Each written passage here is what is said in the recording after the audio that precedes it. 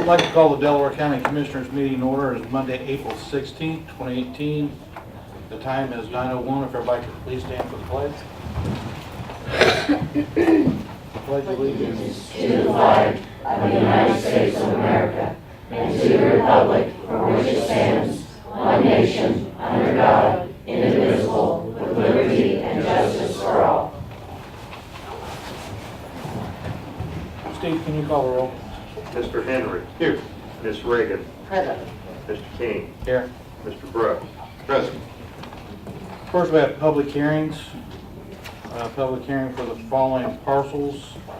3012 North Madison and Gaston, 400 North Madison and Gaston, 14400 West Hazel Street in Delville, 4001 adjacent north of Everett in Muncie, 2800 North Willing in Muncie, and 501 West Jackson in Muncie.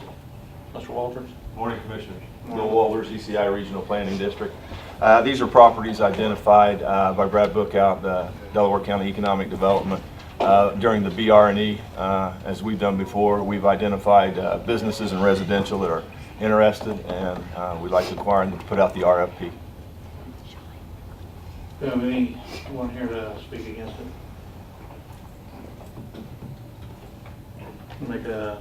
Entertain a motion to close the public hearing. So moved. Second. Have a motion and a second. Steve, can you call the roll, please? Ms. Reagan. Yes. Mr. Henry. Yes. Mr. King. Yes. Next, we'll move to appointments. We had on here to appoint Rosa Selby to the BZA board, but she sits on another board, so we will not be able to appoint her. I'd like to volunteer for that. Can you get up and state your name? My name is Claire Davis. I live at 7301 East Gayview Lane in Selma. I'd like to be appointed to that board.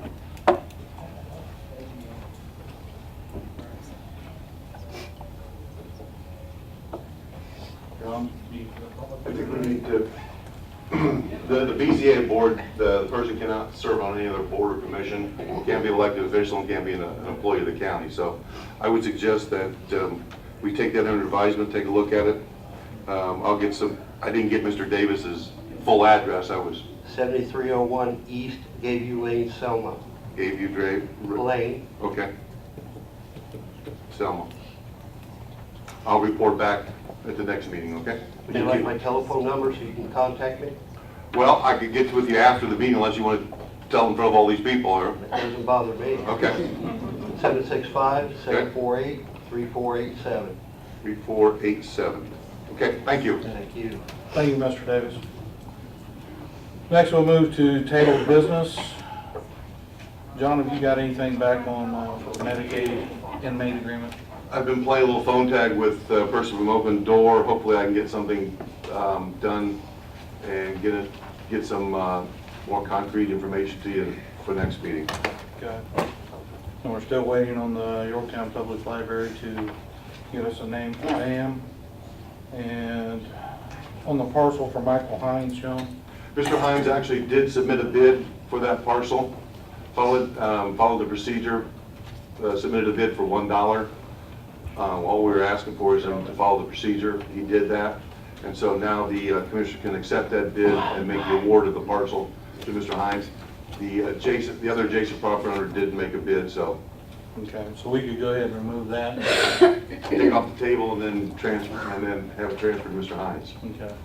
I'll make a motion, we remove it from the table. Second. Have a motion and a second. Steve, can you call the roll, please? Mr. Henry. Yes. Ms. Reagan. Yes. Mr. King. Yes. I make a motion, we award that parcel to Mr. Hines and accept his bid. Second. Okay. And the parcel's number 180323-289-009-000. We have a motion and a second. Steve, can you call the roll, please? Ms. Reagan. Yes. Mr. Henry. Yes. Mr. King. Yes.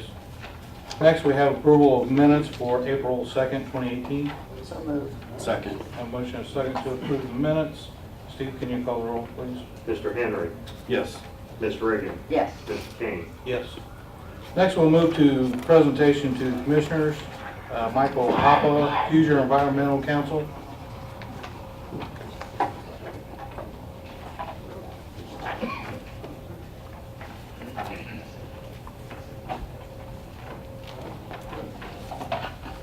Morning.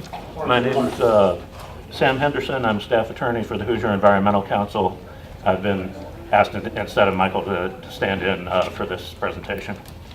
Thank you for making time for this in your schedule. I'm here representing the residents living near the vacant property at 2601 West 2601 West 1270 North in Muncie, where there's a proposed confined animal feeding operation, or CAFO. Particularly, I'm here on behalf of residents including Kevin and Kathy Chambers, Stephen and Elizabeth Driscoll, Perry and Tanya Evans, and Bob and Connie Ray, as well as the other people in the area. And we ask that the commissioners deny the proposal for a CAFO on that property and reinstate the hold on building permits for CAFOs in Delaware County. There's 3 points I'd like to make in support of that. The first is that that Mr. Light does not have a vested right to build a CAFO on this property. The second is that the county can and should take action to protect its citizens from the well-documented harms of large confined animal feeding operations. And the third is that issuing a building permit under these circumstances would actually violate the Delaware County zoning ordinance. And I believe you have a letter from Ms. Ferraro going over these points in some more detail, so I'm just going to hit the key items here. On the first point, the IDEM permit that Mr. Light has received simply gives him an initial permission in the process of constructing a CAFO on this property. It does not create a vested right. In fact, the specific terms of that permit state that the permit does not preempt any duty to comply with other federal, state, or local requirements, permits, or approvals. And so, in particular, the permit requires him to still obtain a stormwater permit, as well as being required to obtain permits from the county and any other permits that may be applicable. So on that basis, this does not create the kind of unconditional right to go forward with this development that you would need in order to say, you know, this man has a vested right to build on this property. In addition to the cases that Ms. Ferraro cited, I would point out that the Court of Appeals has very recently considered a very similar issue in the case of Main Street Properties versus the Indiana State Department of Health, in which there was a developer that was trying to build nursing homes around the state. The state imposed a moratorium. They tried to bring suit, but even though they'd done quite a bit towards building those nursing homes, they didn't have a vested right to build on that property, and that's very similar to the facts in this case. Excuse me, the facts in this case. Specifically with respect to the IDEM permit, I would point out that that only regulates water pollution. It does not address issues like odor and public health, which are specifically relegated to the county. That's what we look to the county for, is to protect the public health of the citizens. And that takes us on to the second key point, which is that we ask that the county commissioners act as you can act to protect the public health, safety, and welfare of the citizens. There's specific authority conferred by Indiana statute for the county to protect its citizens from all manner of public health threats, and the Delaware County zoning ordinance has the stated purpose to promote and protect the public health, safety, morals, comfort, and general welfare of the people of the county of Delaware, Indiana. And there's extensive evidence of the health threats that can be posed by large confined animal feeding operations to people living nearby. So the county is well within its authority to impose a moratorium on CAFOs until such time as you feel you've established the necessary safeguards. And on the question of necessary safeguards, the point has been raised that the Delaware County zoning ordinance does not provide for CAFOs. It's not enumerated as a permitted use in an agricultural district or anywhere else. And so on that basis, in fact, not only does the county have the authority to impose a moratorium, but the zoning ordinance as it stands does not give the county the authority to approve this permit. And in particular, as stated in the case law cited in the letter that was submitted to the commissioners, when the zoning ordinance permits specified uses in a specified zoning district, all other uses in those districts are forbidden absent a special use permit or variance. So this is not a simple, straightforward question, you've got a permitted use, here's your building plans, go forth and build. This is something that would require a variance from the ordinance. And so, once again, on that basis as well, there is no vested right here, and there is a need both for the county commissioners not to approve this permit, and in fact, the zoning ordinance does not allow this permit. So those are the key points that we wish to raise for your consideration in opposition to Mr. Light's request for permission to build a confined animal feeding operation on that site. And in conclusion, I also have a public records request which I would like to submit to the commission. I have 8 copies of that. Please provide it to me. Okay, I will do so. Thank you very much for your If time. you have a moment for some questions, Certainly. because I read Ms. Ferraro's letter with interest. I fully understand that the IDM permit does not give Mr. Light the right to build a CAFO. It gives him the ability to if he chooses, and I think he has under the permit 3 years in which to start construction. If he wants to. I mean, he doesn't have to do it tomorrow or the next day, correct? With respect to the IDM regulations, yeah. Correct, yes. And in Ms. Ferraro's letter, she didn't indicate that there wasn't a vested right. However, Mr. Light did make a request for a building permit prior to the IDM approval.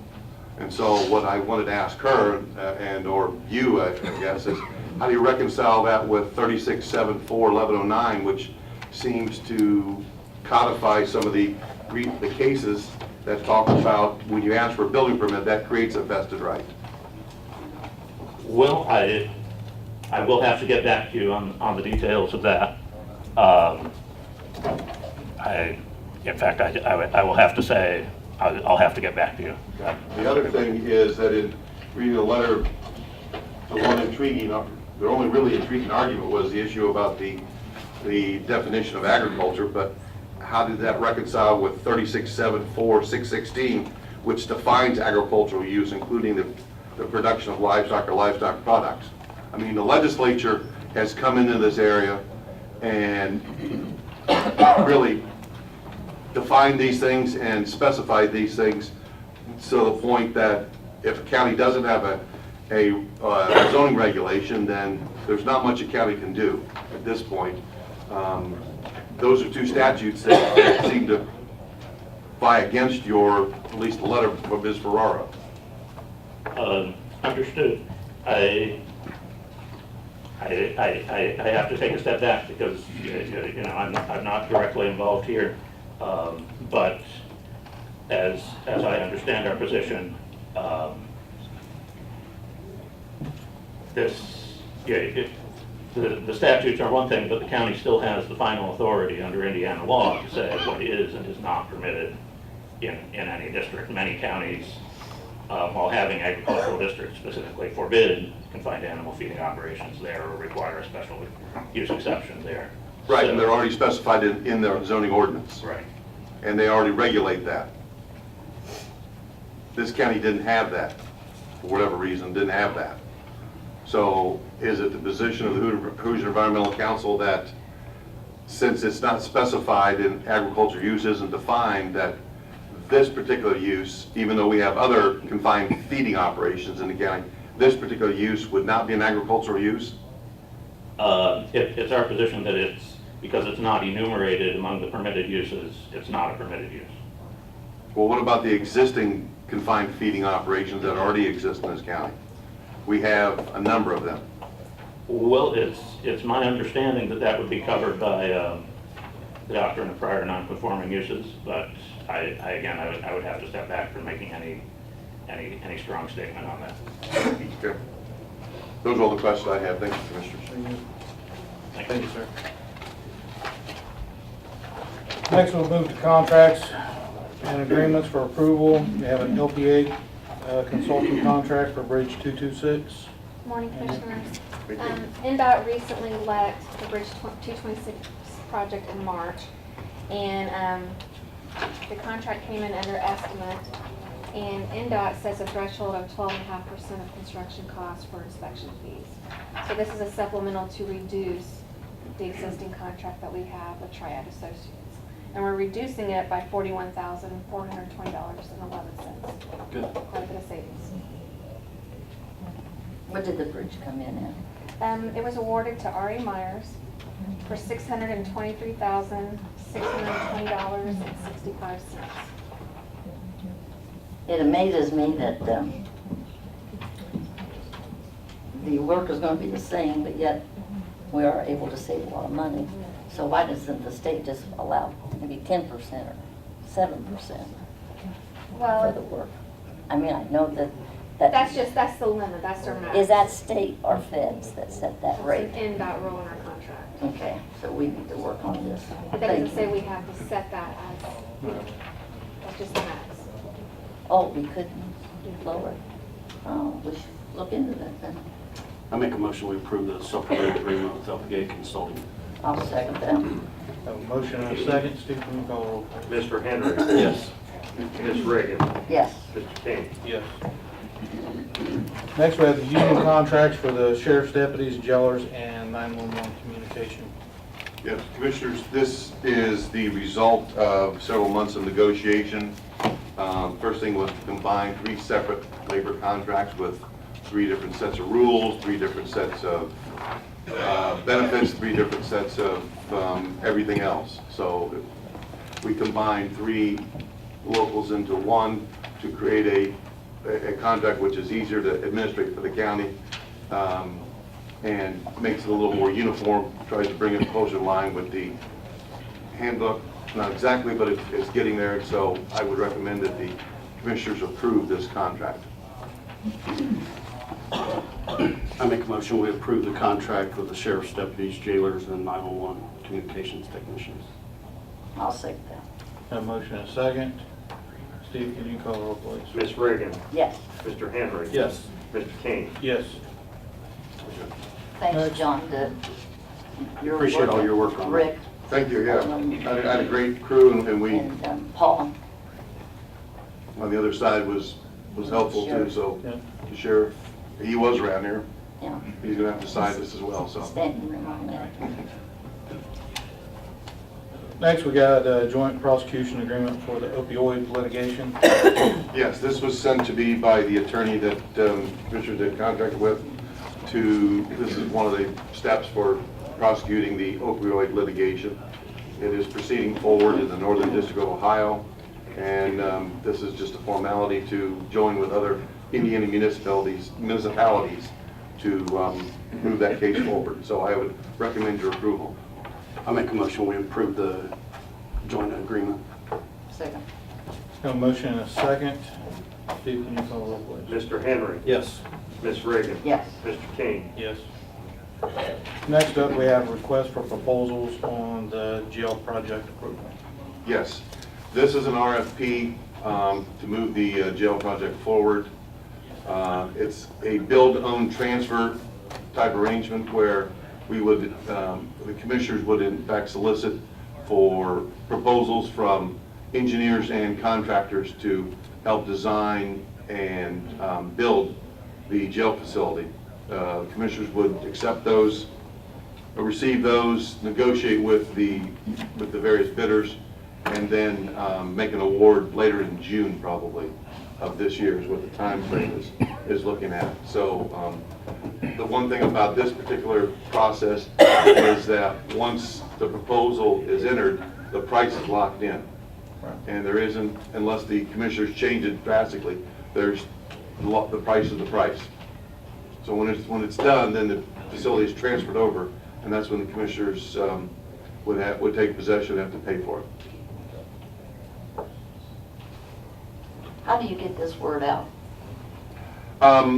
We're going to place this RFP in the Muncie paper, also the Indianapolis paper. I had received an email, actually Denise and I both received emails from a contractor's publication that puts these bids out or these kind of proposals out. So once it's approved, I'm going to get it to that person to place there. And then the engineer is also going to send it out. Our QAW is also going to send it out. So, they want to take a look. Do you do different days, or anybody can come and take a look? Or We'll try and schedule that with the engineers so that it can move forward that way, so they can come take a look at it.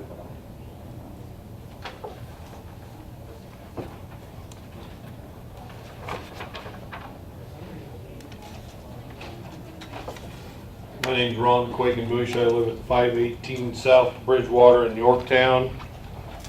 And I also am president of the Delaware County Council. This project has been discussed, and some may or may not know that I was a commissioner 81 to 88 during the current jail decision.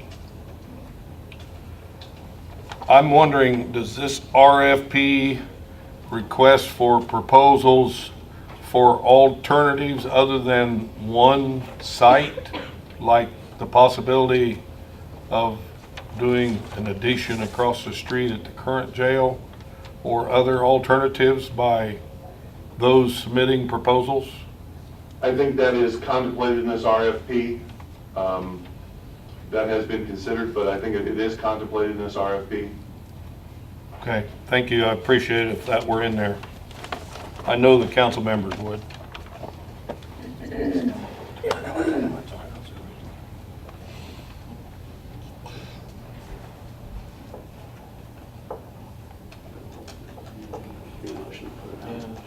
I'll make a motion, we move forward with the RFP process. second? A motion and a second.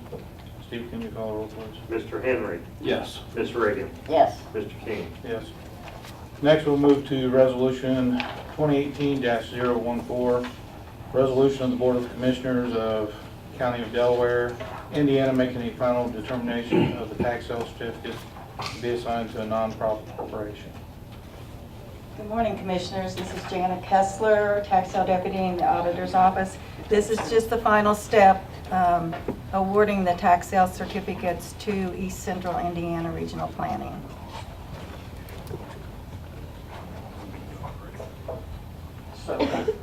Second. Have a motion and a second. Steve, can you call the roll, please? Ms. Reagan. Yes. Mr. Henry. Yes. Mr. King. Yes. Next, we have resolution number 2018-015, resolution of Board of Commissioners of Delaware County, Indiana, identifying 16 tax sale certificates to be assigned to a nonprofit corporation. Yes, Commissioners, the Habitat for Humanity approached me to go through the nonprofit process for this 16 properties. I'll just tell you a little bit about what they're thinking. There's a coalition convened by Habitat to seek improved quality of life in the area bounded by Madison, Perkins Memorial, and 8th Street. Some of the things that they're thinking about doing is new construction, lots of public use, community gardens, public art, pocket parks, and homes to be rehabilitated. The public hearing is for the 7th day of May. I'll make a motion, we approve resolution 2018-015. Second. Have a motion and a second. Steve, can you call the roll, please? Mr. Henry. Yes. Ms. Reagan. Yes. Mr. King. Yes. Thank you, Janet. Thanks, John. Thank you. Next, we have polling locations for primary election. I've been working with Heather and Mike King on polling locations, and I believe that we have received the leases for all the polling locations for the May primary. There's just a few changes because of some school closures and some construction that's going on. But for the most part, the majority of the precincts are the same as they have been in the past. I did see that list, and I took it home to try to compare. And one of the majors was precinct was being moved from Wapahani to Precinct 75 is being moved from Wapahani High School to the highway garage because of construction and the proximity of the room that they have there at Wapahani. And the one I kind of questioned, and I left it on the desk back in there, was Sutton School. Did I see that? Even though it's closed, someone's going to open it for us? That's my understanding in talking with Mr. King. Turn the heat on, or might need it. Maybe we might not do this, but Probably have to just shovel the snow the way it's going. well, that's nice of whoever owns it to do that for us.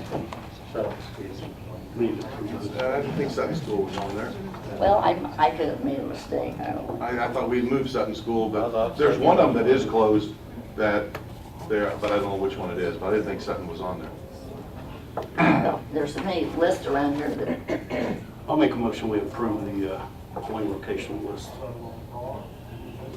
you see it on there. I don't see Sutton.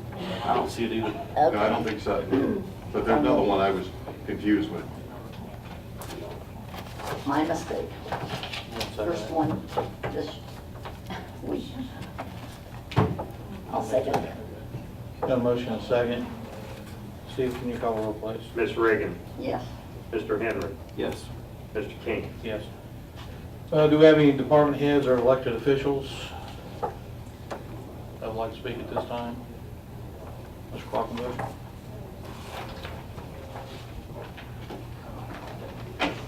Again, my name is Ron Quakenbush.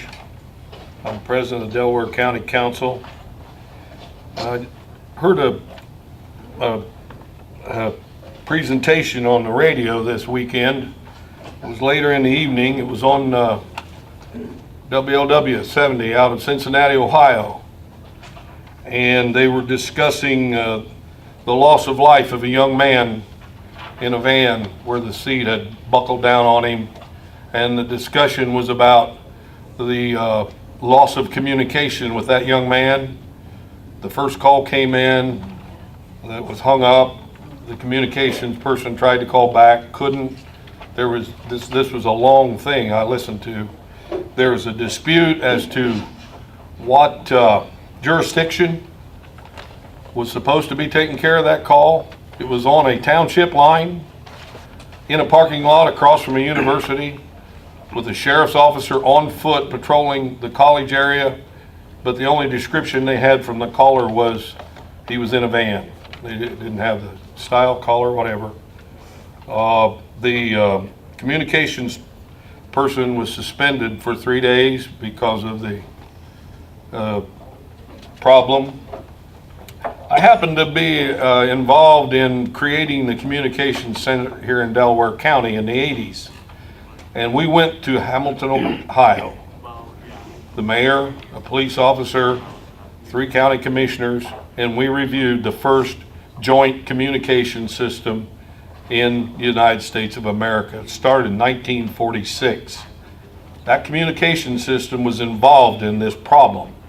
The problem came about because the city of Cincinnati decided not to join that communication system when it happened, back in 1946. At the time we were there, the same director was there that started that communication system. It was state of the art. And this was in about 1983. I have a firm belief that we have an excellent communication system in this community right now, and one of the top EMS paramedic services in the state of Indiana. And I would encourage you as commissioners, I know there's been some words back and forth between the officials at the city, but you as commissioners, I challenge you to do everything you can to keep this joint so we won't have the loss of a human life like they had over in Ohio with what was called at the time the state-of-the-art system. It still has a problem because it's joint with the city of Cincinnati. And I thank you for your time. Hey, Ron. Anybody have anything else? I do, sir. I'm Diana Harris. I live at 8440 East Windsor Road, Selma, Indiana. I want to talk to you about the winery that they want to put in next door to, can I? Yeah, if you give us a minute, ma'am, then. Okay, Okay? I will And then- wait. Then we'll have you guys step up, Please. okay? John, the next thing we have under. Oh, yes. Department heads and elected officials will be the amendment to the zoning ordinance for the PAPOs. Correct. I've been working with you. At the last meeting, I presented to you a proposal based on our discussions for amendments to the zoning ordinance concerning confined feeding operations and confined animal feeding operations, which under the IDEM rules are different. Pass this on to Marta. Marta was gracious enough to put it in a format that is the usual format for the Plan Commission. And this would be some zoning regulations for confined animal feeding operations to be put into the zoning ordinance. One thing that it would expand, it would put some setbacks in there. It would place some other requirements that are over and above what IDEM requirements are. The setbacks would be for a confined feeding operation, which is a smaller operation, less than 10,000 pigs. We would have setbacks of 660 feet for residents not on the site, or 1,320 feet from a subdivision, 2,640 feet from a city or a town, 660 feet from a hospital or human care, and then a larger operation, those would more than double, almost triple in length. Also, the other requirement is that there would be separation distances required for, depending on the type of waste removal system. It's a lagoon system or long lagoon system. The setbacks would be 3,000 feet from a public water well or other sensitive areas, and 1,000 feet from surface waters, 100-year floodplain, drains, that sort of stuff. The final requirement is that a larger operation, a CAFO, would require BZA, special use approval from the BZA. And so these are some proposals that would be, that Marta and I have worked on, and would ask for your recommendation to send to the Plan Commission so that they can conduct the public hearing pursuant to the statute on amending the zoning ordinance to add this into our zoning ordinance. The process would be that the commissioners would make a recommendation on a vote to send it to the Plan Commission to conduct the initial public hearing. The Plan Commission would conduct the public hearing on this particular proposal, and then make a recommendation back, either approve, deny, or no recommendation. And then the final approval would be to the commissioners, just like a zoning change is an amendment to the zoning ordinance.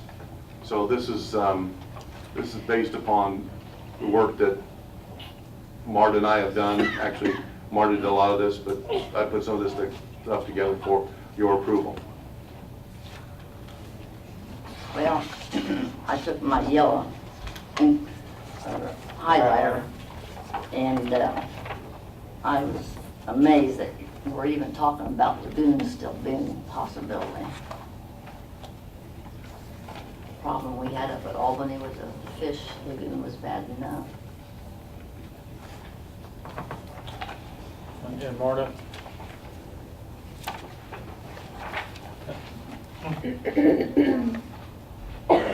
Sherry, having the lagoons in there does not mean that we're promoting the use of lagoons, and it's my understanding that they're not used that much anymore, but just in case they would be proposed, then we wanted to make sure that there was a larger setback in there. Plus, if you read through it, there was a provision in there that talked about for lagoon operations that there could be a bond required, and that bond, should they not do their proper closure, that bond which was based upon the gallonage of the holding lagoon, that bond could be called up, and it's in favor of the county commissioners so that it could be used to do a cleanup if it's not done properly by the operator. Yeah, also on page 2, I was kind of taken back by item 10, 125,000 chickens other than the laying hens if the CAFO uses other than a liquid manure handling.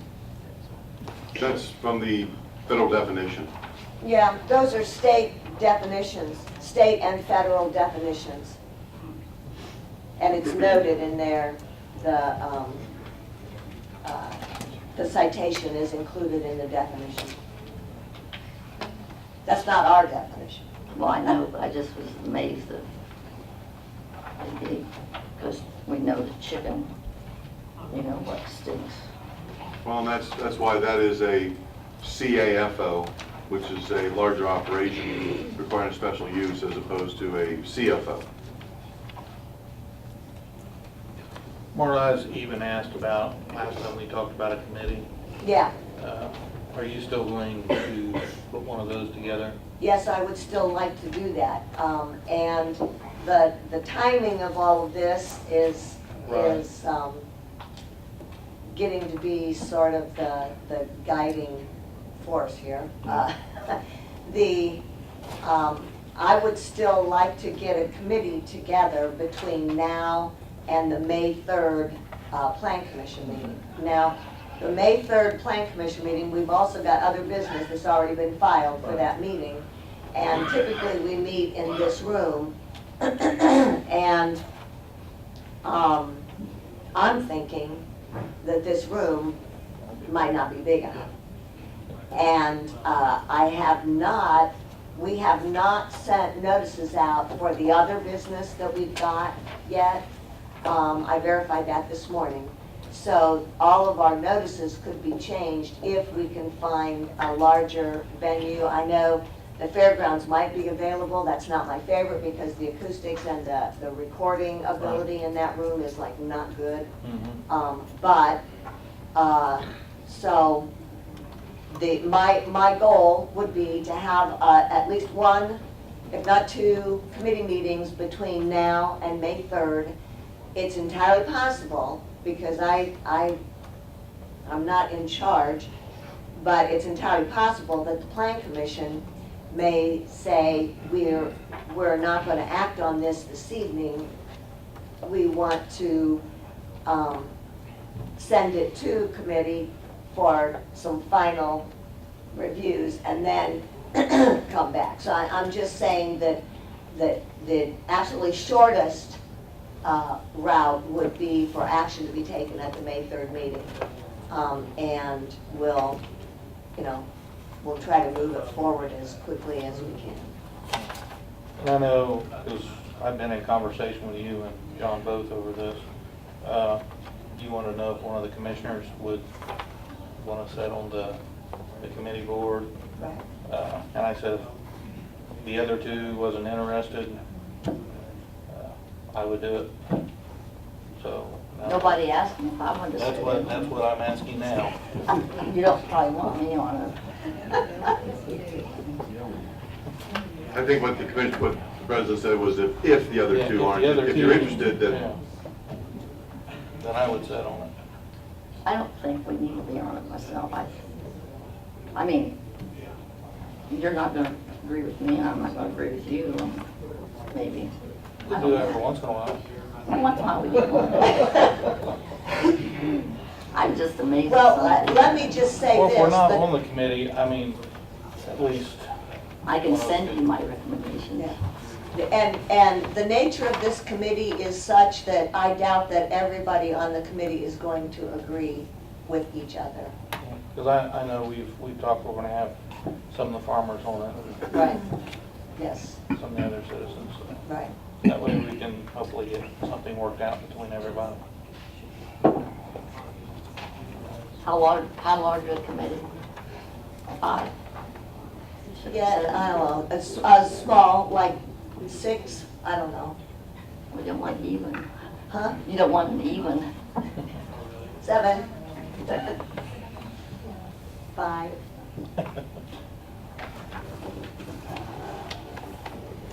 If you want to sit on it, James, go ahead. Got all kinds of projects I gotta do now. Well, I know you're busy. It's fine with you. Okay. So I make a motion, we forward this to the planning commission. Second. Have a motion and a second. Steve, can you call the roll, please? Ms. Reagan. Yes. Mr. Henry. Yes. Mr. King. Yes. Next, we got payment of claims in the amount of $2,054,905.23. So moved. Second. Have a motion and a second. Steve, can you call the roll? Mr. Henry. Yes. Ms. Reagan. Yes. Mr. King. Yes. Now we'll go to public comments. Ann? If you'd like to step up now? You want to make a amount of the length? Yeah, we're only going to keep it at a 3-minute I know, minimum. that's fine. Okay, I'm Diane Harris, and the bottom line is, I have a property line with Mr. Welch. My property line is exactly 5 feet from his. I call this a tavern, you can call it whatever you want.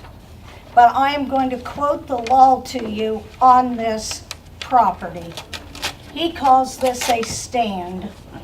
The law says if you have a stand, you can only sell what you raise. He's been making wine in his barn for a year, that's fine with me. But he plans on selling the wine, having this building he's building. He's gonna have cheeses, meats, everything. I mean, I've been told all about it until he realized I was against it. I am telling you that this is not right. The law states that he cannot do this unless he has a hardship. He doesn't have a hardship. He's created his own hardship. Now he has badgered my husband and I. Now I've got to get an attorney. I'm spending $5,000 on a fence. You know, this is ridiculous. Our road is so busy, and they fly from the new bridge they put in. By the time they get to my house, sometimes they're going 70 miles an hour. I've seen them come down through there, younger kids, not older, pass 3 and 4 cars at a time, and by the time they get to the top of the hill, they hardly get in before they hit somebody head on. This past year, I had somebody in the middle of the night, I suppose they were drunk, came down through my yard, tore up the front of the yard, and barely missed the telephone pole out by my house. I am asking you people to think twice about putting this in. I'm asking you, would you want this 100 feet from your house? His driveway is 100 feet. And he's told the boards and everybody it's going to be 16 parking spaces. He's told the other neighbors it's going to be 50. He plans on having parties with at least 50 people there, and he plans on pulling in vendors, which I can't believe they'll come and serve food to just 50 people.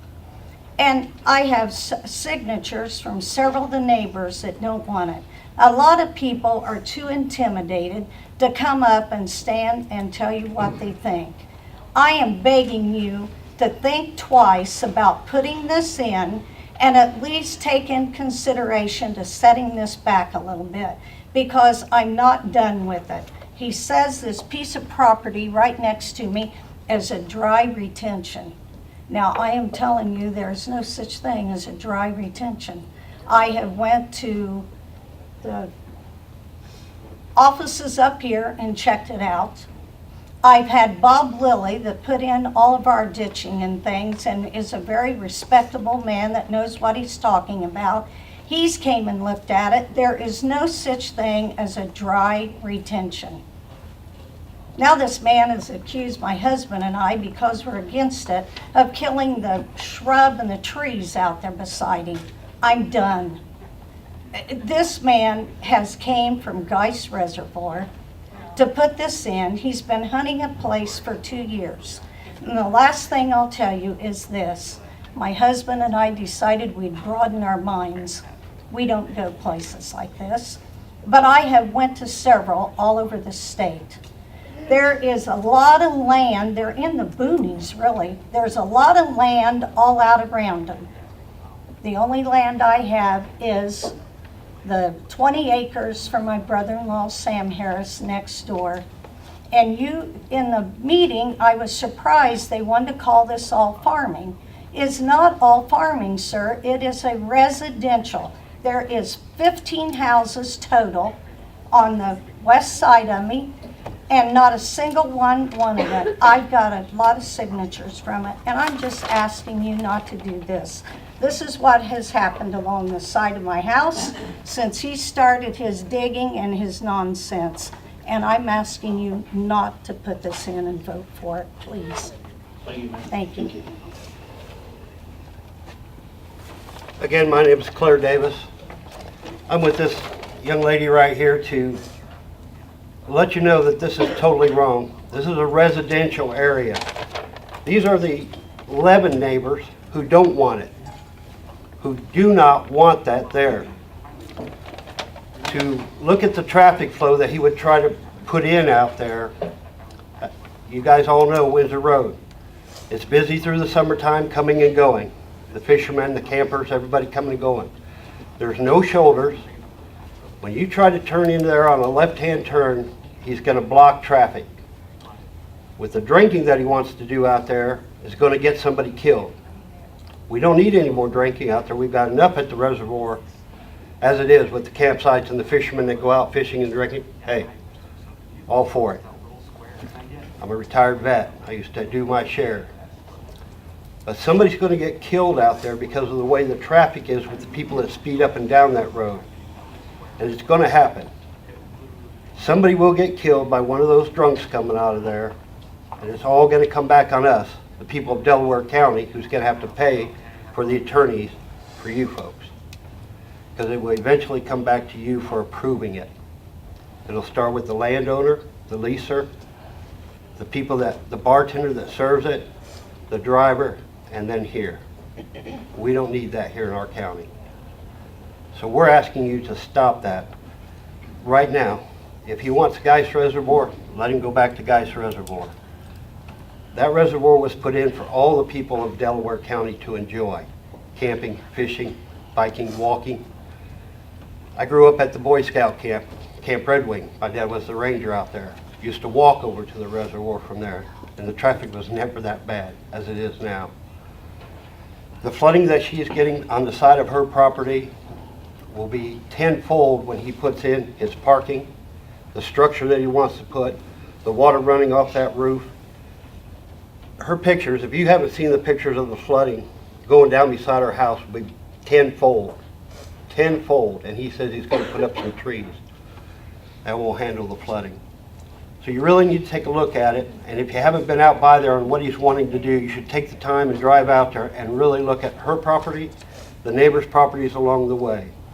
But it is residential. If he wants to put a winery in, why didn't he buy farming property or property where he could put in more grapes? This is not a good thing out there. So please take in consideration that this should not be there. Should not be there. It's enough drinking on that road as there is. Thank you. Thank you,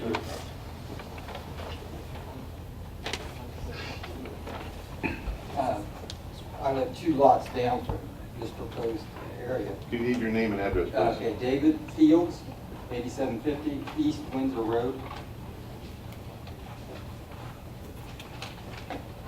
Thank you. And I've been there 40 years, and we've always had it as residential / agricultural. As I have 10 acres and it's considered agricultural. And I just question the zoning board to make a variance. I always feel like their responsibility is to help the community. And if there's a benefit there, say a convenience store or something, and that all the community would benefit, that would be great. But there is no benefit for the residents that's already there. And to change to to make it commercial, when there's been commercial on the other side of the reservoir, just to force that on the residents there now, it's a real question to me. Having a parking lot, who wants a parking lot next to their homes? So the drinking and driving goes without saying. As I see the proposal, it doesn't stop there. It gets bigger and bigger and bigger. And I'm totally against it. Thank you, sir.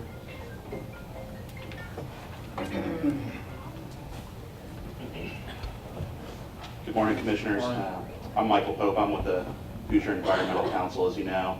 I don't live in Delaware County, but I'm here on what's turning out to be almost a daily basis for a while now. I appreciate you giving my colleague Sam some time on the agenda. I did want to follow up with just a few quick comments on the proposed red light CAFO outside of the legal issues Sam presented, and also the conversations surrounding the revised ordinance, zoning ordinance that the proposal has spurred. As you move forward with revising the ordinance, and we heard some good things from Mr. Brook, I do want to enthusiastically encourage you to look into Hamilton County's zoning ordinance as a model for your revisions here in Delaware County, as Hamilton County has a very similar CAFO and CFO situation to Delaware with only 7 CFOs. I believe Delaware County has only six currently. More importantly, perhaps, is that the Hamilton County ordinance provides meaningful due process protections for nearby landowners by designating CAFOs and CFOs as special uses, which are required to go through a BZA approval process.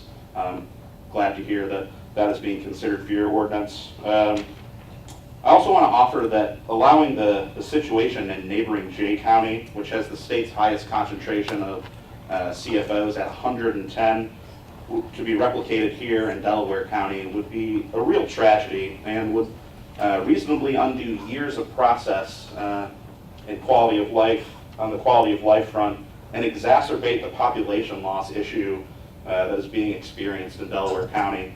To that end, we want to offer the viewpoint that the county issuance of a building permit to the proposed red light CAFO and the expansion of factory farming practices in Delaware County that approval represents flies in direct opposition to the county's emphasis on quality of life and place-based economic development strategies, which are particularly outlined in the Vision 2021 Economic Development Plan that I know you are all aware of.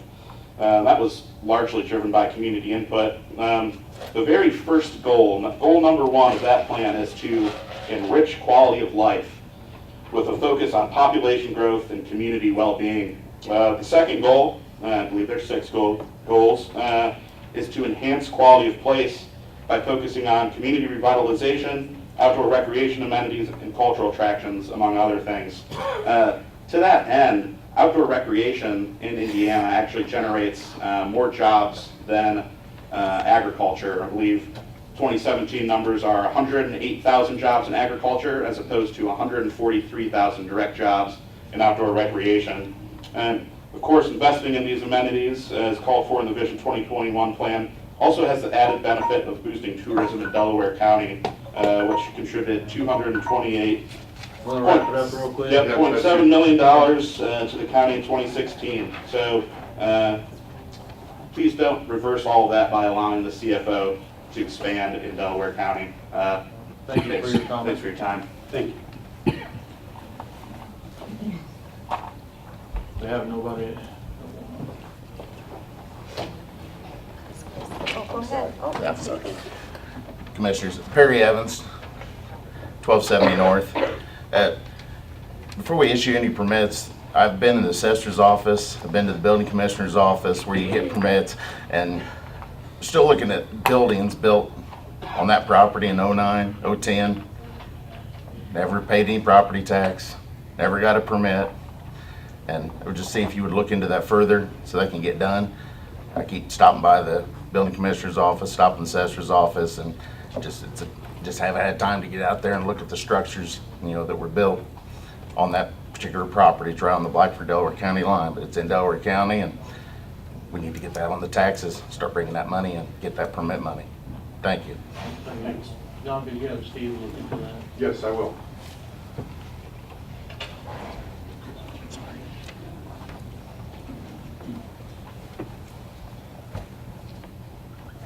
Dave Ring, 12660 East Eden Albany Pike. Is it okay if I ask a couple of questions? Laura, just to clear for the record, is it the county's position that they have no legal authority to deny the CAFO or CFO permit on 1270 North? The actual application is with IDEM, so they're the ones that approve the building permits. The building permits were within the county. The actual CAFO permit is with the state of Indiana. Right. So is it our position that we have no legal authority to deny any permits? No, that's not the county's position. The county's position does have the ability to deny permits if they're not within accordance with the building rules and regulations. But in this situation, are you saying that there's nothing to? No, not. The county has the right to review the building permits to make sure that they're proper. And if they're proper, then they will be issued. If they're not proper, they could be denied. The county does have that ability to do that on the building permits and on all local permits, whether it's a driveway permit, a drainage permit, all those permits. But in this situation, you're saying it doesn't meet any criteria to deny the permit? Is that right? No, I'm not saying that. Okay. Fair enough. But is it the county's position it's the lack of ordinances from previous county commissioners that led to this CAFO being approved? The county has not amended their zoning ordinance to address confined feeding operations or confined animal feeding operations in the past. All CAFOs or CFOs have to get a state permit and they have to meet local zoning. And this county hasn't adopted an amendment to the zoning ordinance to address that. That's what the process was started just a few minutes ago. Right.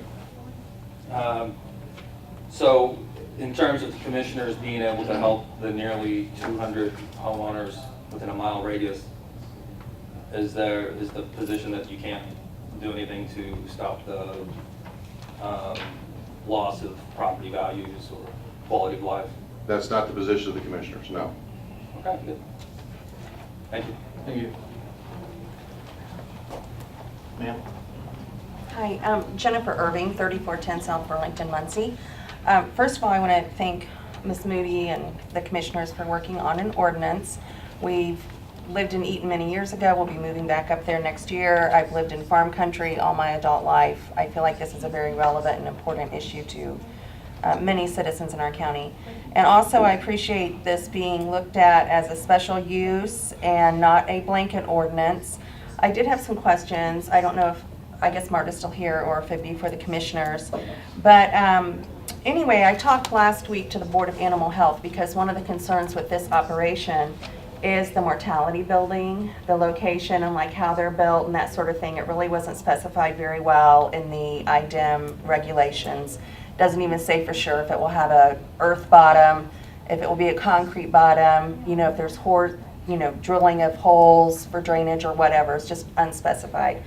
And one of the issues that she said that the commissioners and like an ordinance for our county could address is the location of something like that IDEM issues the permits to build and that you cannot change anything like that. But when I asked her about the potential odor from a mortality building, because one of the residents that's being represented, this building for the dead animals would essentially be 1,000 feet out their front door. So when I asked about that, she said that under ordinances, sometimes mortality buildings are addressed as to how close they can be to residences, and that the county has a right to regulate odor, which I thought was interesting because I'm not really sure how that happens or what goes into that. And I don't know if it's about the application, which I understand the state heavily regulates how things are applicated and that there's a process for that. But I thought the odor control was something that I would like to see addressed somehow. And I didn't know if Ms. Moody had run across that in ordinances or, how that was done. And then my other question on this ordinance is, I know looking through issues, ordinances around the state, some counties do have regulations that are under public health, and the public health department enforces it. And I know one of the sort of alarm bells that has come up is if there is an issue, if it goes into the water, speaking with this woman from the Board of Animal Health, if drainage, goes into the water, well, first of all, once it leaves the property there, it's an IDEM issue. And then if it hits the water, it's an EPA issue.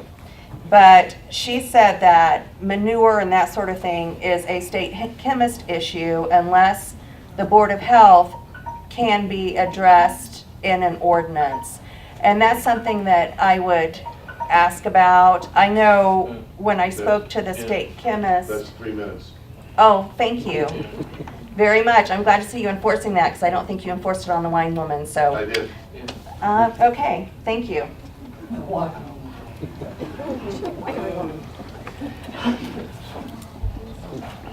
My name is David Brown. I live at 2000 West, 1200 North, Muncie, Indiana.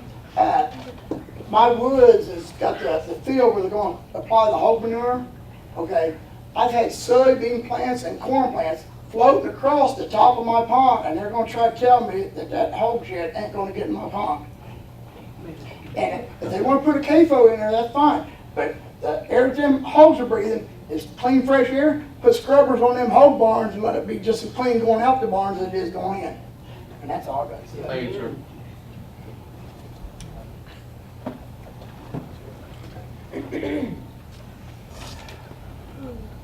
Hi, Commissioners. My name's Jim Harker. Thank you for the opportunity. My address is 12605 North Chestnut, Eaton, Indiana. I would like to agree with the filters he's talking about. In the instance there is such a thing, the air needs to be just as clean coming out as it goes in. The odors, obviously, that would cut down on that almost completely. I'm sure that's a very expensive process, but that's what should be done to not affect the lives of the people around this operation. This is a factory. This is not a farm. To consider this a farm is just ridiculous. It's not even a farm. I'd like to make another point. It seems to me that back in 2007, I think it was, I'm having trouble remembering the exact years, but when Scheidler had their issue, we had these same things going on. And there were promises by previous commissioners to handle that so Delaware County wouldn't have it. Never happened. Don't let that happen again. You guys have the power, you can. Mr. Brook has already said that it's within your power to do so. So please stop this from happening. This is going to destroy so many lives for the profit of one. And what's it going to bring to our county? It's not going to bring people to the county. It's going to chase them away. It's certainly not going to bring any jobs. There will be no jobs. So all this is going to do is affect a lot of innocent people for someone else's gain. And I would ask you, as the elected officials to your constituents, give us this back. Give us what we deserve. We deserve peace, tranquility. We need fresh air. We need to be able to breathe fresh air. Just follow through with it. Don't be afraid of the lawsuits and the things like that, because that'll all wash out. That'll all wash out because you'll have the support of the people. There are too many lives involved for the profit of one person. Amen. And just to clear the air on Portland and Jay County, they have 110, I think it is, CAFOs and all that. The population difference between the two, we are so much more an urban county. You're talking about almost 600, am I correct? 500 and something thousand people in Delaware County compared to under 30,000 in Jay County. Now that makes a lot more sense. No wonder they can have so many CAFOs. There's nobody living around them. So that's all I have to say. Please do what the people ask. Thank you. Thank you.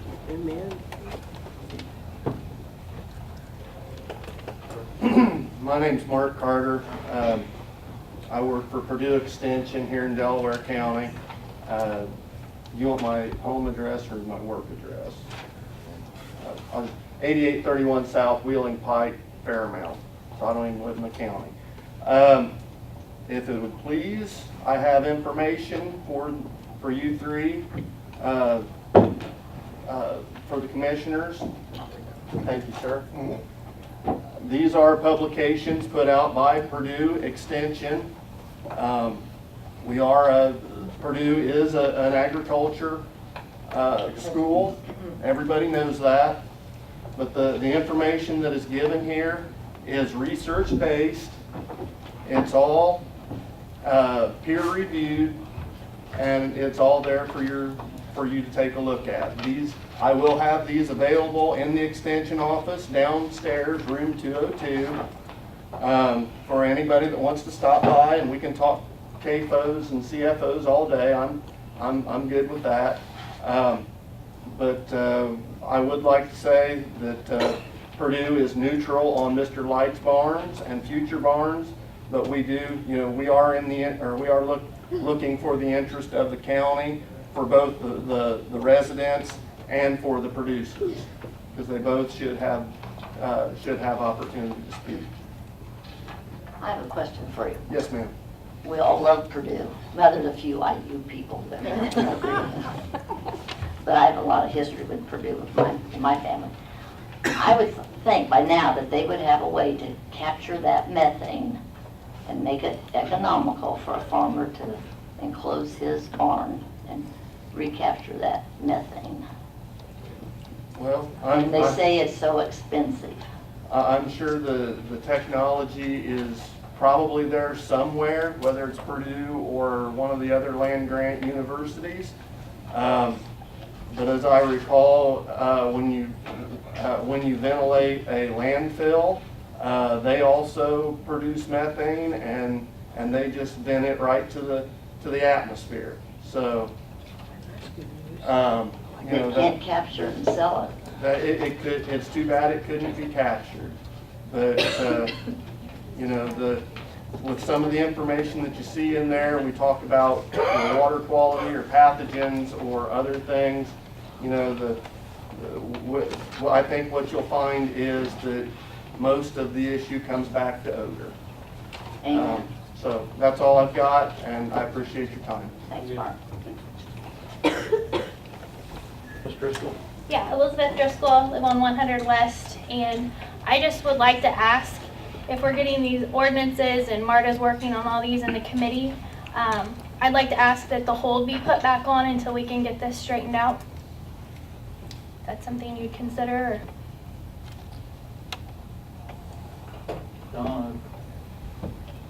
I believe that should be part of this whole process, because there really should have been an ordinance drafted by the commissioners to do this hold.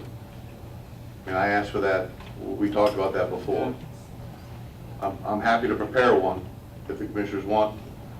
I can do that and present it to you for your review. There should be that so that there's notice and it's published and that sort of thing. So I'm happy to do that. You can have a special meeting if you want to. Special meeting to pass it? To introduce and pass it if you want to, yes. But it should be something more formal than we've had in the past. In the past, it was a moot point because there wasn't anything really going on until the IDEM had made the approval. So now it should be more formalized and there should be notice. And Well, if you recommend it, I'll make a motion to have a special meeting to pass it. well, let me draft an ordinance. And then we can do a special meeting now. Right. We can schedule a That special meeting. afternoon. 48 hours. 48 hours. You gotta give 48 hours You gotta notice. give public notice. Well, I mean, for us to give him, Yeah, give me a day or two to put it together. okay.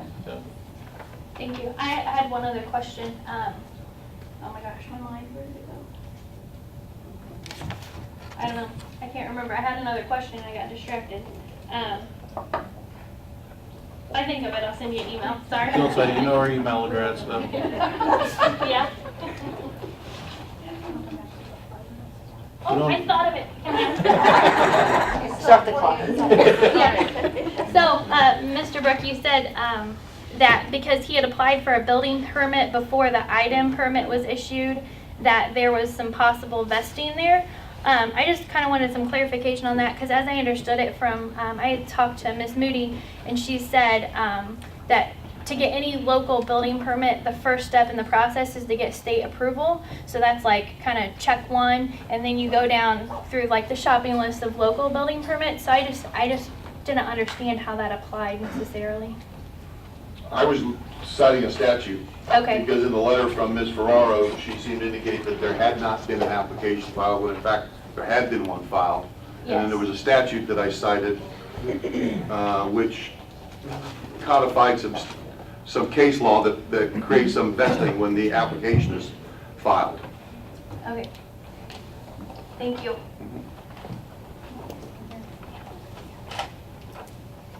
Mr. Mock? Jason Mott, 17797 North County Road, Gaston. I just wanted to speak just for a couple minutes. I just feel like there's been a huge misperception of livestock industry in general. I tried to be extremely transparent with our operation. I put videos inside our barns explaining the process. We just applied manure this past week, put a video online, both on my Facebook page and the Facebook page that they created. A lot of worry about manure. Just put this in perspective. An inch of water on an acre is 27,000 gallons. We apply anywhere between 2,000 and 4,000, which is about 1/10 of an inch to 0.15, which is quickly absorbed into the soil. And we have enough capacity. Most of your organic food that you purchase comes from confined feeding operations because it's so contained that we can contain that nutrition. And I think we got to kind of put in perspective the Cobra effect here. If you're not recycling our nutrients and putting our technology towards these systems, then you have to supplement it with anhydrous ammonia or surface applied phosphorus or potash on top of the ground, which would go more into your surface water, into your pond, into your rivers, than if we inject a small amount of manure that's organic and recycling that. And we need better distribution for these livestock systems. We've thought of all these things, and it's hard for a farmer to see the pictures online of lagoons in North Carolina and articles from the 90s or 2000s. We've come a long way. We've thought a lot of this through, and the technology that I use on my farm is going to be the same things that implemented on the Light Farm.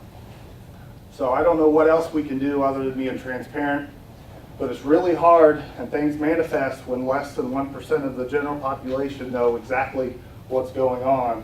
So a lot of untruths gets taken and we get emotional about it, but we're doing everything that we can, and I would be willing to take any questions if there's anything burning on anybody's mind on what we do with the specific part of the operation. Mr. Mock, do you knife your manure in, or do you spread it? Yes, as I think, it's illegal to put it on top of the ground in this county. I don't think it is. As far as liquid manure? Because I understand that they have 24 hours to get it in the ground. So they can spread it, a day later go back and turn it. Okay. Well, it would be in the farmer's best interest. We have our manure analyzed quite frequently. It's a huge value. It's one of the things that make us want to put these operations in, because the feed is not getting paid by the farmer, it's getting paid by the integrator. So we have a huge amount of fertility. So it's in our best interest to take advantage of it. But I started this company with this whole problem in general. So well, I did ask him a question, because there's just a lot of rumors that it's going to be spread, and it does smell when it spreads, and in case it rains and they can't get in there for a day or two. If you would put it on top of the ground, it would be like having a bonfire with $100,000 cash. And it would be going down the river, down the creek. Exactly. Thank you very, and you pay taxes and all your buildings, don't you? Yes. Thank you. Can I just say one quick thing? One more? I know I had- I've got a lady that's walking up to speak now. She tried to get up twice, so I want to make sure she gets up here. Absolutely.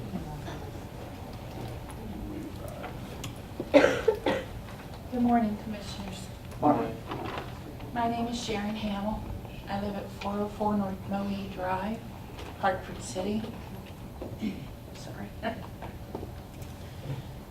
Where this property is located sits at a higher ground than our little lake, where there are 30-some homes.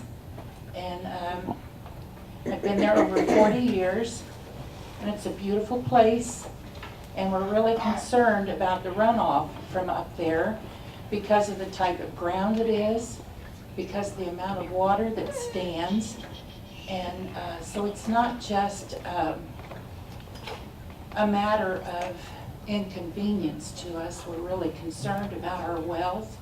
We drink the water that comes out of our wells. Also,